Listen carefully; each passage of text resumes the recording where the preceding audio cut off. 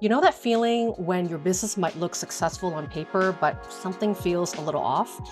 Well, that was me in 2015, where I had hit my highest revenue year ever with multiple offers, a growing team, and impressive numbers. But inside, I was totally burning out. I was working way more hours than I did in my corporate job, which is saying something because I used to work 60 plus hours at that job. I had left corporate to create freedom in my life, but instead, I had created myself another cage. I was actually quite a minimalist in my personal life, but somehow I'd become a maximalist in my business.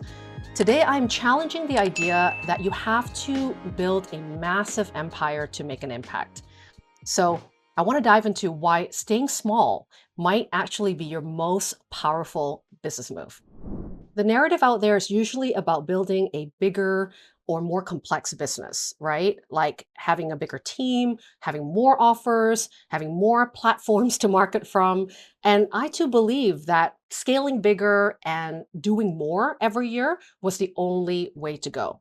And that's because in the online business world, we are told that success means like constant growing and scaling and kind of hustling and doubling our revenue, doing more things to prove kind of our authority that we are successful in the industry we are in, right? We're told that multiple offerings, really complex like revenue streams and systems and multiple ways to earn an income is the only way to go, right? And being visible on every platform, being famous on social media is sort of like the huge medal of recognition or badge of honor that a lot of us might look into to say that a business is successful.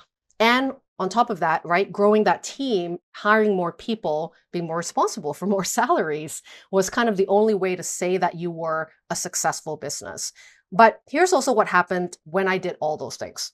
And when I hit that highest revenue year I had in 2015, I had all the clients I needed, 8 different offerings that year, and all the recognition I could dream of, right? This also led to my biggest burnout, right? Even past my initial burnout in corporate, which was a big one. But this was during a time that I was the boss. I was in charge in making these choices in my business and in my life. And it took me over 3 months to recover and recalibrate. And what that experience really taught me was that I wasn't intentional about what these success metrics were for myself. I was looking more of what other people were doing out there, what sometimes my own mentors were saying to me that was the right way to build a coaching practice, and not checking in with myself. What were my metrics of success that wasn't just only tied to the revenue I was making and how big my business was growing right into? What was the real experience I wanted to have in my business? How was my business going to give back to me as a human being? And I realized that I actually wanted a business that was cozy, that was manageable, that was something that was more in alignment with something I realized was a bigger metric than revenue for me, which was time freedom. Was actually going through this burnout that instigated the most powerful changes for me. So when I admitted that time freedom was the metric of success I was aiming towards, not just revenue, then it kind of prompted a second really powerful question for me, which was, what is enough? What is enough clients? What's enough revenue? What's enough work that will lead me to that version of time freedom I needed in my life? Not doing all the things to get there, but this notion really led me to like this powerful life changing part of what I implemented and changed in my business, which is how to apply principles and the power of minimalism into my business the same way I was applying it to my personal life, which meant that I was doing less but better. How to focus on what was really essential in getting me to that enough number, to that so that I could have more time and flexibility in my life to do less, and not just to launch so many different things every year to get to that number, but what would be the most powerful work I could do in the most streamlined way, in the most simple and easeful way to get me to that version of that cozy business that reflected more on who I am and what I wanted my business to really look like. In order for me to create a more liberating business model, I had to really think about that question, right? Which is, how do I do less but better? And where was I doing a lot that was causing me a lot of suffering, a lot of time, a lot of energy, right? In order to earn the kind of income that was enough for the time freedom business I wanted. Okay. So, as I mentioned before, I was launching like 8 products a year, which was great for me to work with multiple people in multiple stages, but it was exhausting, especially if I wanted to scale back into more of a solopreneurship model where I had less of a team to have to manage everything and be able to still deliver, right, my best wisdom and my best work. So, as a recovering perfectionist and overachiever, hands up if you're one of those people as well, I always thought that like doing more, offering more, helping more, giving more, right, was the only way to feel good about my work, right? And that was kind of the hardest part in the mindset for me to change, that I was enough wherever I thought was enough for me to deliver, right? And when I really thought about having all the things in order to be successful, I knew that actually my clients weren't getting the best out of me anyway, right? So it was sort of having to really look at where within my work I most enjoy, but I was also delivering immense value to my clients and not be worried that I had to give all the things in order to please everyone and that I would never solve all the problems in the world of all my clients, but who do I want to focus on and what problems do I really feel called to, help with the most, and really just lean into that focus and do that really well and create the best product, the best systems, the best delivery, the best experience that can actually bring me better clients and be known for something very, very specifically. So instead of going back into my old habit of delivering so many different offers, I focused on one master framework. And that's evolved into what is called the tiny business method today, right? I've obviously done a lot in the last 12 years of having a business, but my big focus in the last few years has always been to deliver one big master offer, one framework, one journey, one experience that can really help a specific type of person in a specific type of stage of the problem. And so I packaged all my best thinking, my strategies, my expertise into one powerful approach. And that took a lot of evolving and tinkering and, improving over the years. But being able to focus on one thing, I think that really helped me to be really masterful at my craft as well. So here's what happened after I focused on one thing and was just known for one thing, right? People knew exactly what they came to me for. So there was no more confusion about which stages of work or problems that I truly solved in my business. I also stopped spending more energy constantly creating new offerings and having endless launches that used to just take the wind out of me every single time. My work became a lot more deeper, more meaningful, right? Because of that focus, right? And it became more valuable because of that to my clients. And then I also got my time and my headspace back because I wasn't pulled into all these different directions of what I did for my work and my offers.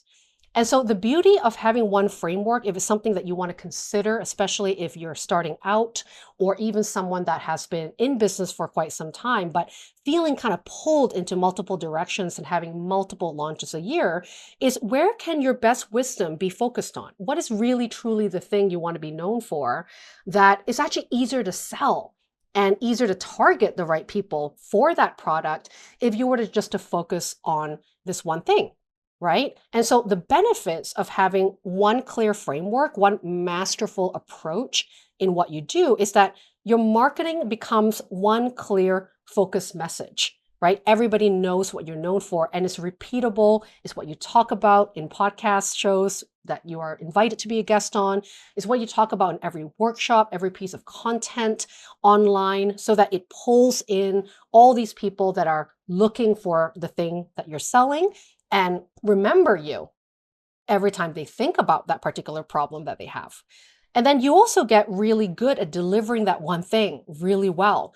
Because again, when you're focus all your education, your training, your attention to solving that problem for those specific people, you become the master of your craft. You become better at the thing that you're offering that service around, right? And most importantly, your systems become really streamlined. It becomes very predictable. It becomes repeatable. It's very efficient so that that client experience, how people come into your world to take on that offer is refined and polished because you've only done that. And it welcomes the right people to your work as well, right? So this has been one of the most powerful things that I know people sometimes disagree with me about having more than one offer, but it's really the thing that's helped me to simplify and streamline my business to the point where I am making that enough number that really gives me the life that I want through the business that supports that life. Today, my business looks very different from that bigger empire I built before 2015, right? For example, I have chosen to work 20 to 25 hours a week, mostly in the mornings, because I love reserving afternoons off for other extracurricular activities, other interests, hobbies, and passions that are beyond my business, which I think is so important for our well-being, to have a variety of things that brings us fulfillment in our lives. I take 6 to 8 weeks off annually to travel to multiple countries a year to visit family, all the way from my original hometown of Malaysia to Canada, which is my old stomping grounds and where I grew up, to exploring Southeast Asia, where I'm based at the moment. Focusing on that one framework allowed me to offer it also in different formats without losing, like the systems and the structure that I've built to make it simple for me to deliver that content, deliver and help my clients in a way that feels effective. And everything comes back to that signature journey, signature framework that really helped me to get to clients that know me for something very specific. And I only use two primary marketing channels. One is the one you're watching right now on YouTube, because I simply just love filming videos. It's the easiest way for me to communicate what I want to say. It is the most fun way, which is also a metric, by the way, that you should be picking when it comes to marketing activities.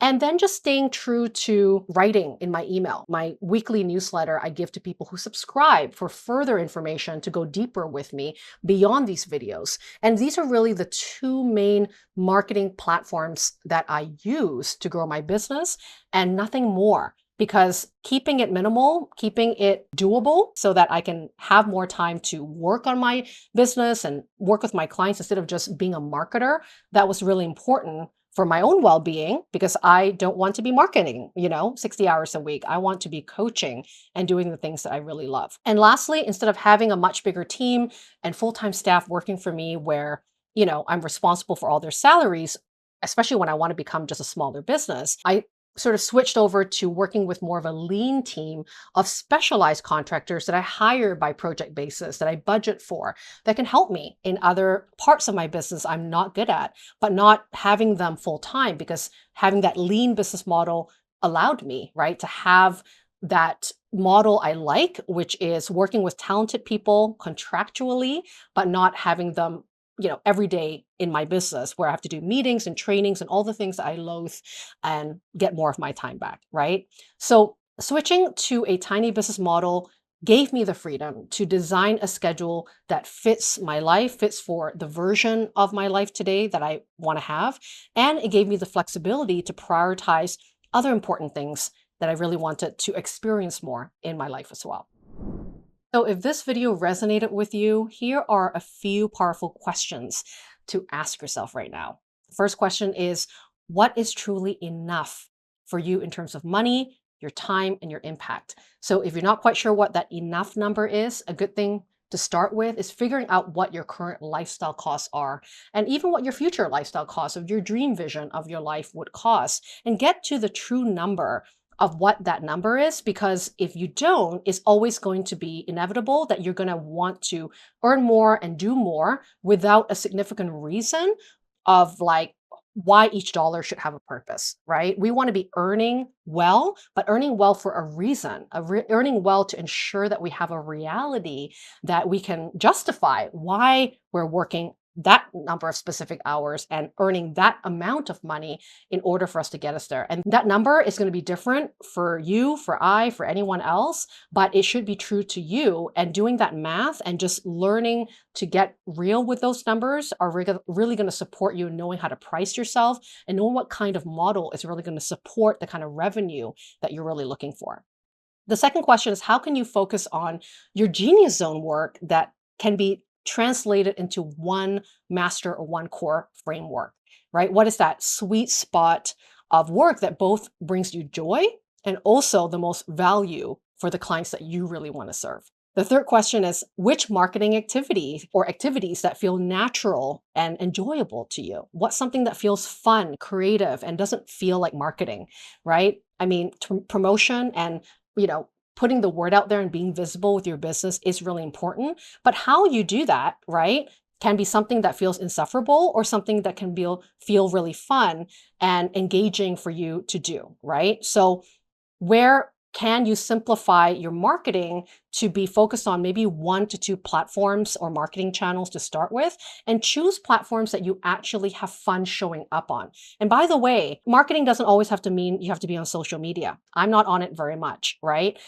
It's not the thing that brings me the most meaningful clients that actually want to pay for my work. A lot of them love the content, but may not always be the most ready clients. Sometimes the best type of marketing might be more relationship driven. It might be through partnerships. It might be through you like going and guesting on podcast shows, radio shows, the media, writing for other publications, partnering up with other coaches to do work together, right? Not everything has to be social media based, especially if you're someone that don't enjoy showing up on social media. There are so many other ways to market your business that is non-social media related. And in the descriptions of this video, and maybe in the cards as well, where you can click on it, I will show you another video I filmed to give you non-social media alternatives to marketing your business that is also really, really fruitful and efficient. And lastly, what would your ideal schedule look like if you designed it around your energy and capacity?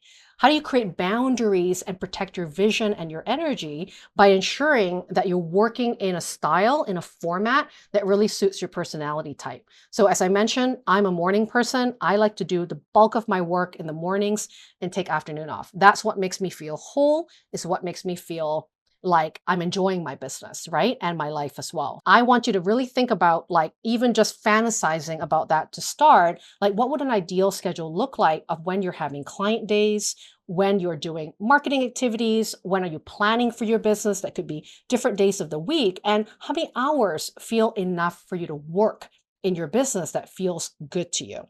Okay. And if you're having trouble figuring out what that ideal schedule could look like, I have a beautiful giveaway that's going to help you to design your ideal schedule and your work rhythm, which I'm going to also put in the descriptor, which is called the Feel Good Schedule download. It's got a bunch of tutorial videos from me, templates to get you started, and a whole mapping of how you want to work in your business that really suits your rhythm, your personality type, and your energy style. Okay, that could be a really great place to start to discover what you need to design your ideal day and how to build your business to fit your lifestyle goals going forward.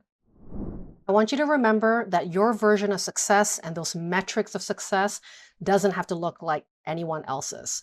So I'm curious to hear from you. What would your business look like if it was perfectly aligned with how you want to live?